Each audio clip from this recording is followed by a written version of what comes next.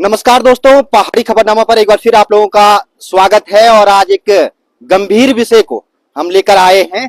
हम इस समय हैं घुत्तू में और मेरे पीछे जो क्षेत्र आप देख रहे हैं ये प्राकृतिक रूप से बहुत ही समृद्ध क्षेत्र है। मेरे पीछे सहस्त्रताल है, खतलिंग ग्लेशियर है, इसके साथ ही पंवाली काठा बुग्याल है और तमाम जो है वहां पर प्राकृतिक जो सुंदरता, जो तमाम ताल हैं वो जो है मौजूद हैं। लेकिन एक बड़ी घटना वहां पर हुई है कि गंगी गांव जो कि सीमांत गांव है, वहां के लोगों ने कुछ पर्यटकों को और खासकर जो है भारत सरकार से एक टीम जो कि भारतीय जल विज्ञान संस्थान की टीम थी, जो कि रिसर्च करने के लिए इन बुग्यालों में जा रही थी, इन तालों में जा रही थी, ग्लेशियरों में जा रही थी। रिसर्च इस चीज पे होना था कि जो खतलिंग ग्लेशियर है, जो भिलंगना नदी है, उससे आने वाले समय में जो ताल वहां पर बन रहे हैं, क्या उनसे कुछ नुकसान की संभावना है, क्योंकि वहां पर ताल जो है वो लगातार बड़े होते जा रहे हैं। और जिस तरह से केदारनाथ आपदा गांधी सरोवर के टूटने से आई थी, क्या इसी तरह की आपदा क्या के मुहाने पर भिलंगना घाटी खड़ी है? तो इस चीज पर रिसर्च हो रहा था और भारतीय जो राष्ट्रीय जल विज्ञान संस्थान है उसकी टीम जो है, कई यहाँ पर जो पर्यटन के क्षेत्र से जुड़े लोग हैं, जो पोर्टर हैं, जो यहाँ पर तमाम टूरिस्ट जो गाइड हैं, उनको लेकर के जो है इस जो ताल वहां पर हैं उनमें जा रही थी और गंगी गांव के लोगों के द्वारा उनको रोका गया। ये हमारा ग्रुप यहाँ से वापस जा रहा है। ये हमारा सामान हो गया पैक। यहाँ पे जल विज्ञान भारत सरकार द्वारा जो यहाँ पे लोग आए थे, वैज्ञानिक लोग, ये सामान पूरा वापस जा रहा है। ये गंगी के लोग मना कर रहे हैं, ये आगे ध्यान ही नहीं दे रहे हैं। और सेंट्रल गवर्नमेंट से आए हुए थे वैज्ञानिक लोग, और अब हम लोग यहाँ से वापस जाएंगे। ये गंगी के लोगों ने आज वापस कर दिया। हेलो नमस्कार, मेरा नाम है कुलदीप रावत और मैं हूँ घुत्तू बिलंग टिहरी गढ़वाल से। और आज हम आए थे गंगी गांव में, जो हमारा 14 दिन का प्रोग्राम था खतलिंग मासर ताल NIH के साथ, नेशनल इंस्टीट्यूट ऑफ हाइड्रोलॉजी। तो अचानक से यहाँ पे लोकल लोगों के द्वारा हमें यहाँ पे रोका गया है, जबकि हमारे पास फॉरेस्ट की परमिशन भी है, तो उनके द्वारा हमें जाने नहीं दिया जा रहा है, जिस कारण हम अपने ग्रुप को यहीं से वापस ले जाना पड़ रहा है।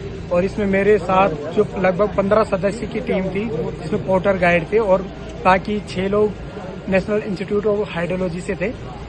तो वो सब मिला के हम लगभग 22 लोग थे, तो सब 22 लोगों को वापस भेजा जा रहा है गंगी गांव वालों की वजह से। क्या कारण है कि गंगी गांव के लोगों के द्वारा उनको रोका गया?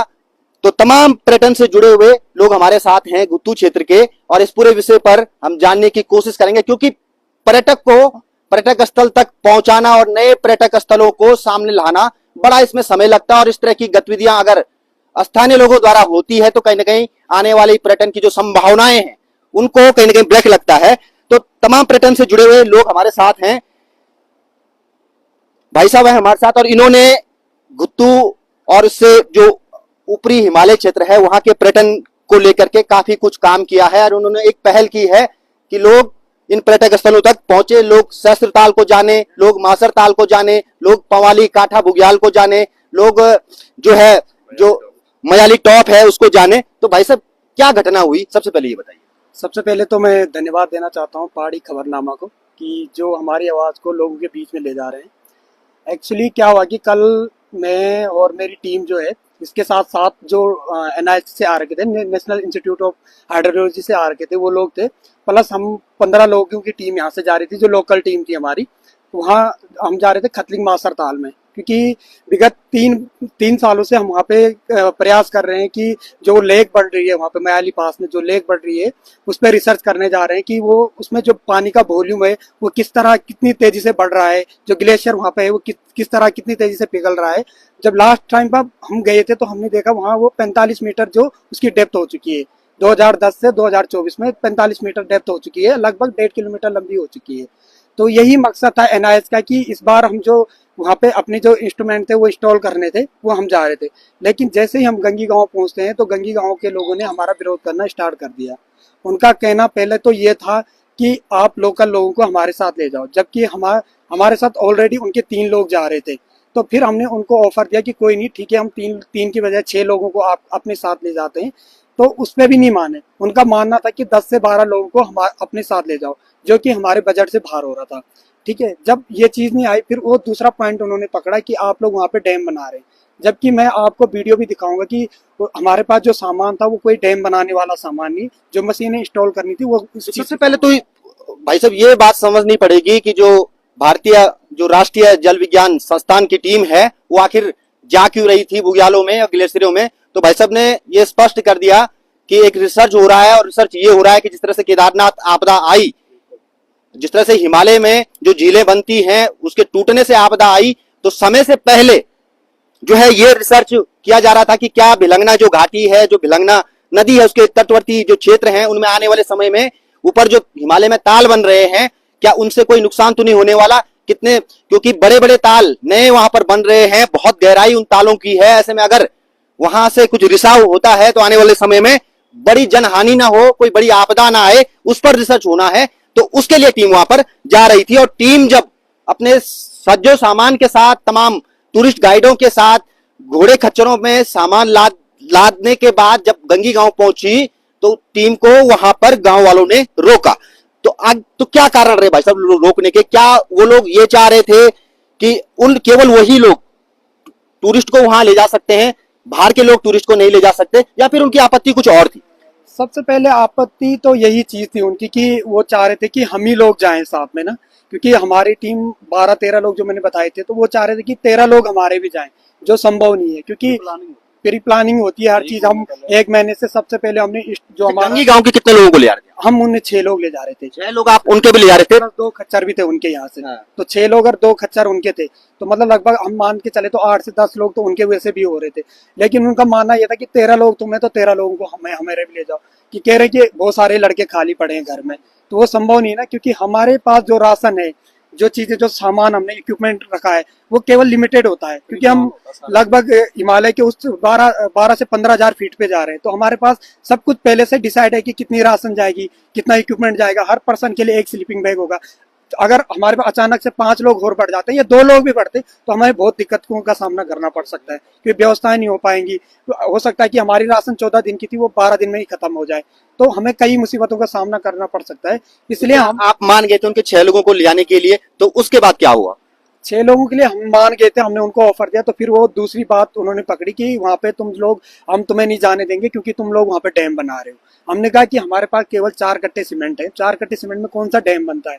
जबकि वहां पे जो NIH के साइंटिस्ट थे, उन्होंने अपने ID कार्ड दिखाए, उन्होंने इंजीनियर और वैज्ञानिकों में फर्क क्या होता है ये भी उन्हें बताया कि हम खोज करते हैं, ना कि हम चीजों को डेवलप करते हैं। इन्होंने ये तक बताया, लेकिन उन लोगों ने उनके साथ भी अभद्र व्यवहार किया है वहां पे।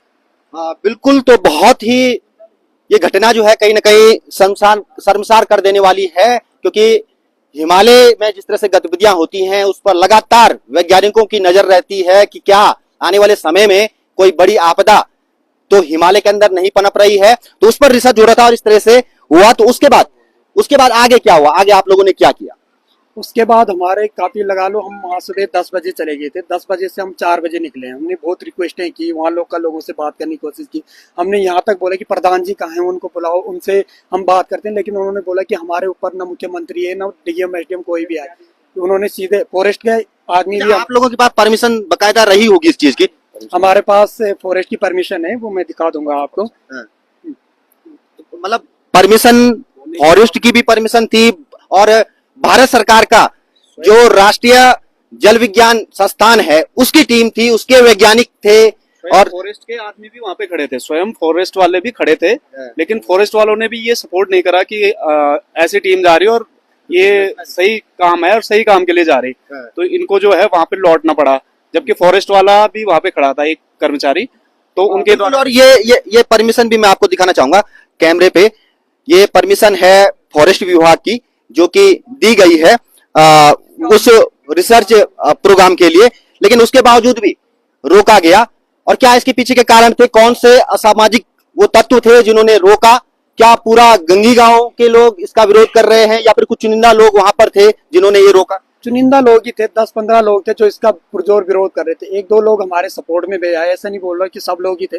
एक बाद में एक जो अंकल जी थे बुजुर्ग, उन्होंने बोला कि जाओ मैं अपनी गारंटी देता हूँ, लेकिन पीछे से जो लोग थे खुशफुसा रहे थे कि जाने दो जरा, तब हम इनकी मशीनें हटा देंगे। तो उन साइंटिस्टों का मानना था कि यार लगभग 30 से 35 लाख जिस मशीन की कॉस्ट है, अगर हम वहाँ छोड़ते हैं, ये लोग कल की डेट में तोड़ फोड़ करते हैं, तो क्या फायदा वहाँ लगा के, क्योंकि ये प्रोजेक्ट लगभग 15 से 20 साल चलने वाला प्रोजेक्ट है। हर साल में 3 बार वो लोग आएंगे यहाँ पे, तो इससे हमारा रोजगार भी एक उत्पन्न हो रहा है, हमारे क्षेत्र की एक क्या बोलते हैं सुरक्षा भी एक हो जाएगी कि हर सबसे पहले हमें वो उनका बोलना ये कि जो गुत्तू का मार्केट है और घनसाली का जो मार्केट है वो बहुत सेंसिटिव जोन में है। देख सकते हैं आप यमुना नदी के कितने नजदीक है हम। अगर 2013 वाली आपदा जैसी स्थिति बनती है तो आपने देखा होगा गुत्तू का आधा मार्केट बह गया था, घनसाली में भी काफी नुकसान हुआ। तो कम से कम लोगों को अलर्ट कर सकते हैं कि यार अभी आप यहाँ पे ऐसी दुर्घटना हो चुकी है, लेग फट चुकी है, पानी का वॉल्यूम बढ़ गया है, तो हम पहले ही मार्केट को खाली कर सकते हैं। तो ये चीजें भी हो सकती है ना। बिल्कुल। और क्योंकि एक बड़ा सवाल हमेशा खड़ा रहता है कि घनसाली का गुत्तू क्षेत्र जो कि पर्यटन के रूप में बेहद समृद्ध क्षेत्र है, ऊपर खतलिंग ग्लेशियर है, पवाली कांठा बुग्याल है, तमाम ताल हैं, सहस्त्र ताल हैं, उसके सिवाय और भी पर्यटक क्षेत्र है। इतना समृद्ध होने के बावजूद भी आखिर पर्यटक यहाँ पर क्यों नहीं आता? और ये ऐसा हमेशा नहीं था, पहले बड़ी संख्या में पर्यटक गुत्तू क्षेत्र में आता था। और पैनुली जी हमारे साथ हैं। पैनुली जी क्या कारण है, पहले इतना पर्यटक यहाँ पर आता था, हमने भी देखा अपने बचपन में, अब जो है गिने चुने पर्यटक आ रहे हैं। और जो पर्यटक आ भी रहे हैं या फिर टीमें बाहर से रिसर्च की आ भी रही हैं जिन्होंने हिमालय में रिसर्च करना है, तो उनको ऐसा रोका जा रहा है, क्या कारण है इसका? सबसे पहले धन्यवाद पहाड़ी खबरनामा का, जिन्होंने हमारी आवाज को बुलंद करने का एक प्रयास किया है। ये जो आपने सवाल किया है, पहले बहुत सारे फॉरेनर्स यहाँ आते थे, लगभग जब हम बच्चे थे 11-12 साल की उम्र में, तो गुत्तू तक रोड थी और वो पर्यटक जो थे वो 20 किलोमीटर पैदल गंगी जाते थे, सहस्त्रताल जाते थे, खतलिंग जाते थे, मायाली टॉप जाते थे, यहाँ से केदारनाथ भी जाते थे। तो इनकी अभद्रता और व्यवहार को देख के वहाँ कई बार लूट मार हुई, किसी की डेथ हुई, उनका कुछ रिकॉर्ड नहीं मिला। इस वजह से यहाँ पर्यटक खत्म होता रहा और हमें खुद पता नहीं है वो पर्यटक यहाँ कैसे आए, कैसे आते थे। वो खुद आए यहाँ, हमने कोई ना प्रचार किया, ना कोई पोस्टर लगवाया, कुछ नहीं। जब हम बच्चे थे तो उस टाइम वो हमें टॉफी ये जो होता है ना अपने साथ, ये डेयरी मिल्क वाली टॉफी वगैरह लेके आते थे। तो ये कुछ चीजें हैं जो पर्यटन को बदनाम करने में काम करती हैं। कुछ 4-5 तत्व होते हैं, इस वजह से यहाँ धीरे धीरे पर्यटन खत्म हुआ। अब हमारी जो नई टीम है, हम इसको डेवलप करना चाहते हैं। अपना पवाली कांठा हो गया, सहस्त्रताल हो गया, मायाली टॉप हो गया, खतलिंग ग्लेशियर हो गया, यहाँ से ऑडियंस कॉल का रास्ता जाता है, गंगोत्री से आता है। पिछली बार यहाँ पर एक टीम फंसी थी, द ऑडियंस कॉल से कुछ रिलेटेड थी वो, तो उनको मैंने यहाँ से निकाला था। 4 बंदे यहाँ से नेपाली भेजे थे, सिलेंडर भेजा था जब वहाँ पर उनका वॉकी टॉकी काम नहीं किया कुछ भी, तो अपनी स्वेच्छा मन से मैंने उनको यहाँ से निकाला था। कम से कम वो टीम थी 21-22 बंदों की। तो ये एक व्यवहार होना चाहिए आपस में। लेकिन जो कल की घटना है जिस पर ये मुद्दा चल रहा है, ये चीजें ठीक नहीं है भविष्य के लिए। हम अपने पाँव पे खुद ही कुल्हाड़ी मार रहे हैं। आपको संज्ञान होगा गंगी गांव कितना मतलब पौराणिक चीजों से जुड़ा हुआ है, फिर भी कुछ 2-4 तत्व ऐसे हैं जो वहाँ उसको डेवलप नहीं होना चाहते हैं। मैं समझता हूँ कि 2-4 तत्व ऐसे हैं कि जिनका बस का या तो खुद नहीं है कि वो काम करना है ना, और जो दूसरों को भी नहीं करना चाहते हैं। इस विषय में मेरा इतना ही वार्तालाप करना चाहूंगा। हालांकि और हमारे साथ एक भाई और हैं। भाई साहब, आप भी पर्यटन से जुड़े हुए हैं, जब आप पहुंचे थे इस टीम में आप भी थे, और जब आप गंगी गांव पहुंचे क्या हुआ, क्या वहां पर हुआ? सर वहाँ पे ऐसा हुआ कि गांव के लोगों ने, उनका कहना टोटल यही था कि आप लोग हम अचानक से आप हमें ले जाओ, अभी 8 से 10 लोग आप हमारे कम से कम ले जाओ। और जबकि हमने पहले उन लोगों से बात की पर्सनली, एक दिन मैं भी वहाँ पे गया था, तो मैंने वहाँ पे पता किया कि चलो रोजगार लोकल लोगों को ही मिलना चाहिए, वो तो अच्छी बात है, लेकिन पहले वो लोग कोई तैयार ही नहीं हुए। उसके बाद हमने फिर और गंगे के लोगों से भी बात की कि हमने को आदमी दो आप वहाँ से, तो उन्होंने उस समय भी हमें आदमी नहीं दिया, कह रहे कि नहीं है। अब उस कल वो कह रहे हैं कि अचानक हमारे यहाँ पे बहुत सारे आदमी, इनको ले जाओ, हमारे बिना आप जा ही नहीं सकते आगे। फिर उन्होंने बाद में कहा कि तुम डैम बना रहे हो यहाँ पे, ये कर रहे हो, आगे तुम जा ही नहीं सकते हो यहाँ से। तो कुल मिला के ये था कि लोकल जो उनका व्यवहार था वो बहुत गलत था। वो बाहर के वैज्ञानिक आए थे, तो उन लोगों के साथ उन्होंने उनकी कोई बात नहीं मानी। उन्होंने बहुत उनको समझाया, उनको बताया कि हम कहाँ से हैं क्या हैं, लेकिन उन्होंने किसी की बात नहीं मानी। तो लोकल लोगों का बिल्कुल। तो जिस तरह से प्रशासन, जिला प्रशासन हो चाहे तहसील प्रशासन हो, इस पूरे प्रकरण पर उनको संज्ञान लेना चाहिए, खुद सरकार को इस पर संज्ञान लेना चाहिए, क्योंकि पर्यटन आर्थिकी की रीढ़ बन सकता है और आने वाले समय में जो है पर्यटन उत्तराखंड की तस्वीर बदल सकता है, घनसाली क्षेत्र की तस्वीर बदल सकता है और भी जितने जगह पर्यटक स्थल हैं उनकी तस्वीर बदल सकता है। क्योंकि नए पर्यटक स्थल जो है हर पर्यटक चाहता है कि नई जगह जाए, नया उसको जो है कुछ देखने को मिले। लेकिन इस बीच एक चीज और बताइए, आपने जिला प्रशासन और प्रशासन को क्या इस चीज की सूचना दे दी है? सर मैंने जिला प्रशासन को तो नहीं दी, लेकिन मैंने घनसाली थाना है वहाँ पे अपनी बात रखी और सीएम हेल्पलाइन पे भी कॉल किया था, वहाँ भी रखी। तो पुलिस वालों से जब मैंने बात की थी तो कल पुलिस वालों ने बोला कि यार वहाँ के लोग तो ऐसी हैं, देखते हैं मीटिंग कराएंगे। मैंने कहा सर अपनी तरफ से कुछ एक्शन लीजिए, क्योंकि आने वाले टाइम में फिर हमें दिक्कत होगी। यही चीज़ अगर दोबारा होती है, चलो अभी तो ऐसा कि गवर्नमेंट एम्प्लॉय हैं, उनका हो सकता है कि वो सैलरी बेस पे आ रखे हैं, पूरा खर्चा गवर्नमेंट उठा रही। कल की डेट में कोई पर्यटक आता है, जैसे मेरे साथ आते हैं, हैदराबाद से आते हैं, साउथ साइड से आते हैं, गुजरात से आते हैं, अगर वो बंदा यहाँ आता है अपनी फ्लाइट की टिकट करके, सब कुछ खर्चा यहाँ 20,000 खर्चा हो जाता है एक बंदे का गुत्तू तक पहुंचने में। फिर उसके बाद अगर उसके साथ ऐसा होता है कि उसे अगर खतलिंग जाना है और नहीं जाने दिया जाता, तो फिर उस स्थिति में क्या होगा? क्योंकि उसका खर्चा कौन उठाएगा? वो तो हमारे ऊपर फोड़ देंगे, भाई तुम्हारे लोग नहीं जाने दे रहे, तुम हमारा पैसा रिटर्न करो। तो मैंने बोला था घनसाल, तो उन्होंने कहा कि यार मीटिंग करेंगे, ये करेंगे। लेकिन देखो आज दूसरा दिन हो चुका है, लेकिन अभी तक पुलिस वाले ना यहाँ आए गुत्तू में, ना उन्होंने कुछ कार्रवाई की है। हम चाहते हैं कि प्रशासन थोड़ा सा कार्रवाई करे, उन लोगों के साथ भले जाए, वहाँ पे एक्शन हो कि भाई ऐसा क्यों किया गया है। आप देख सकते हैं इससे पहले अभी रिसेंटली हमने एक प्रोग्राम कराया था, हमने नहीं, इंडियन आर्मी और उत्तराखंड टूरिज्म ने कराया था, जो मैंने खुद हैंडल किया था। यहाँ पे 150 एथलीट आए थे नेलोंग वैली उत्तरकाशी से सोनप्रयाग तक।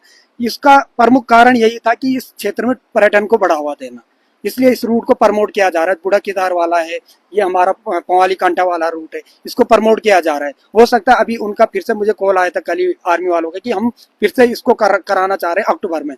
तो सर अगर ऐसी घटनाएं यहाँ पे होंगी तो फिर कैसे टूरिज्म बढ़ेगा, मुझे ये समझ नहीं आता है। क्योंकि गंगी वालों की जो धमकियां थी ना कि जरा तुम एक गदेरे पार तो जाओ, मतलब एकदम ऐसी चेतावनी दे रहे थे कि तुम जाओ, हम फिर दिखाते हैं कि हम लोग क्या है। तो इस डर के मारे हमें वापस आना पड़ा, क्योंकि हमारे साथ हो सकता है ऊपर से पत्थर फेंक देते। 20-22 लोगों की टीम है, अगर एक कैजुअलिटी होती तो जवाबदेही किसकी होती, ये समझना मुश्किल है। क्योंकि मैंने खुद यहाँ फॉरेस्ट में अपनी एक पत्र लिख के दिया था कि अगर कुछ भी घटना घटित होती तो इसकी जिम्मेदारी मेरी होगी। तो सर हम चाहते कि प्रशासन इस पर एक्शन ले। बिल्कुल एक्शन इस पर होना चाहिए, क्योंकि विद परमिशन जो है वहां पर जा रहे थे और मकसद भी स्पष्ट था कि जो है किसी तरह की आपदाएं जो भविष्य में आने वाली हैं या हो सकता है हिमालय में क्या कुछ हो रहा है, इस पर रिसर्च होना था। बस एक चीज बताइए, पर्यटक आने लगे हैं, आप लोग पर्यटन के क्षेत्र में काम कर रहे हैं, क्या मन में इन घटनाओं से एक डर पैदा हो रहा है क्या? बिल्कुल भाई साहब, पर्यटन जिस हिसाब से हमारी एक पीढ़ी से पहले चलेंगे, एक पीढ़ी पहले जो पर्यटक थे और जिस हिसाब से सरकार ने यहाँ पे इन्वेस्ट करा हुआ है, 3 जगह बंगला बनाए हुए हैं गढ़वाल विकास निगम के, तो उस हिसाब से एक पीढ़ी गुजर गई है जिसमें जो है बिल्कुल पर्यटक शून्य हो चुका है। यहाँ पे जो पर्यटन के हमारे बंगले बने हैं, इनका जो रेवेन्यू जा रहा है वो माइनस में है, उल्टे खर्चे हो रहे हैं सरकार के। तो कहीं ना कहीं पिछली घटनाएं जो सुनी हैं उनसे हमने कुछ सीखा नहीं है, उनसे बहुत दुष्प्रभाव पड़ा है हमारे पर्यटकों पे। और आज पर्यटकों की स्थितियां सुधारने के लिए नया लड़का हमने जो तैयार कर रहे हैं, ये भाई प्रशिक्षित है हमारे टूरिज्म क्षेत्र में, हमारे पर्वतारोहण पे इनके पास सर्टिफिकेट है और पूरी टीम इनकी काम कर रही है, इनकी संस्था रजिस्टर्ड है। तो ये नया तरीके से इसको उभरने की कोशिश कर रहे हैं कि किस तरह से हम चीजों को जोड़ें और कड़ीबद्ध जोड़ें और कैसे अपने क्षेत्र को आगे बढ़ाएं। लेकिन यहाँ के अगर जनमानस उस चीज को सपोर्ट नहीं करेगा, यहाँ का जनमानस अगर सहयोग नहीं करेगा, क्योंकि गंगी को हम पूरा बदनाम नहीं कर सकते। गंगी की ऐसी परंपरा रही है भाई साहब कि अतिथि देवो भवा वाली जो टैगलाइन है वो वहां पे सुटेबल होती थी, लेकिन वो आज से पूर्वजों की तरफ। लेकिन आज ये स्थितियां हो गई है कि नया जो युवा है उसका चुनिंदा लोगों की वजह से बदनामी हो रही है। और पूरे क्षेत्र नहीं, मैं ये कहूंगा, आप जानते हैं कि विश्व में जो हमारे वर्ल्ड वाइड जो हमारी पोर्टल होती हैं उस पे यहाँ की रेटिंग जाती है, और यहाँ का वो टिप्पणियां करते हैं, उस पे हमारा फीडबैक डालते हैं। तो फीडबैक में ये चीजें दिखती हैं, अगला पर्यटन वही फीडबैक देख के हमारे एरिया में आएगा। तो ये चीजें अगर हम सपोर्ट न कर सकें, अगर हम पर्यटकों के साथ अच्छा व्यवहार न कर सके, तो आगे के लिए हमारा क्षेत्र कैसे बढ़ेगा। मैं एक छोटा सा दुकानदार हूँ, कहीं ना कहीं एक दुकान से लेकर और पूरे क्षेत्र पर एक पर्यटक के आने से प्रभाव होता है, कहीं ना कहीं रोजगार की चीजें जुड़ती है। तो हम इनके साथ सपोर्ट में हैं कि भाई आप इस चीज को आगे बढ़ाओ, हमसे जो प्रयास होता है इस चीज में आगे बढ़े और पर्यटकों को कैसे खींचे, उनके साथ कैसे तालमेल बिठाएं। तो इस चीज पर जो है पूरे क्षेत्र को मैं अपनी तरफ से तो हाथ जोड़कर विनती करना चाहूंगा कि पहले हो सके तो इनको जो है सपोर्ट कीजिए और पर्यटकों को अच्छी सुविधाएं दीजिए। आपका सबसे ज्यादा फायदा, आज जिस गांव ने विरोध करा इस चीज का, उसी गांव को सबसे ज्यादा फायदा पर्यटकों से है, क्योंकि इससे आगे 18 किलोमीटर के बीच में कोई गांव नहीं बसता है। लास्ट गांव, फर्स्ट विलेज भी बोलते हैं हम टिहरी का, तो एक ही गांव है जो उस घाटी में लास्ट में पड़ता है और वहां सारी व्यवस्थाएं हैं। तो आज उनको इस चीज को ये देख के नए बच्चों को आगे आना चाहिए और इस चीज को देख के काम करना चाहिए कि हमारा भविष्य है इसमें, और हमें अपनी आर्थिकी, उत्तराखंड में आप यदि देखेंगे तो होटल इंडस्ट्री के अलावा कोई और ऑप्शन नहीं है रोजगार का। हमारे पास बहुत अच्छा संसाधन है, यहाँ पे बहुत अच्छी जगहें हैं और उस पे काम हो सकता है, बहुत अच्छी तरह से हो सकता है और टूरिज्म को बढ़ावा दे सकते हैं। लेकिन वो तभी हो पाएगा जब हम सपोर्टिव रहेंगे या हम कुछ अच्छा करेंगे, उस क्षेत्र में काम करेंगे और नए लड़कों को इस क्षेत्र में बढ़ावा देंगे। अगर हम इस तरह से इनका बहिष्कार करेंगे, इस तरह से इनका मनोबल गिराएंगे, तो बहुत दुर्दशा रहेगी इस क्षेत्र की। बिल्कुल। और बात साफ है कि गंगी गांव के बहुत से लोग चाहते होंगे कि वहां पर उनकी आर्थिक स्थिति जो है पर्यटन से जुड़े और वहां पर भी पर्यटन खूब फले फूले, जो हमारे जो तमाम सुंदर पर्यटक स्थल हमारे पास हैं उन तक पर्यटक पहुंचे। लेकिन कई असामाजिक तत्व भी वहां पर हैं जो लगातार लोगों को भड़का करके इस तरह की गतिविधियों को वहां पर अंजाम दे रहे हैं, जिससे आने वाले समय में जिसके दुष्परिणाम भी हो सकते हैं। खैर, कुछ वीडियो भी भाई दिखाना चाह रहे हैं। ये वीडियो जो है सामान, ये तमाम लोग जो है पर्यटक थे जो वहां जा रहे थे और इसमें वैज्ञानिक भी थे जिन्होंने जाना था, हिमालय में रिसर्च करना था, और अब ये लोग वापस आ चुके हैं।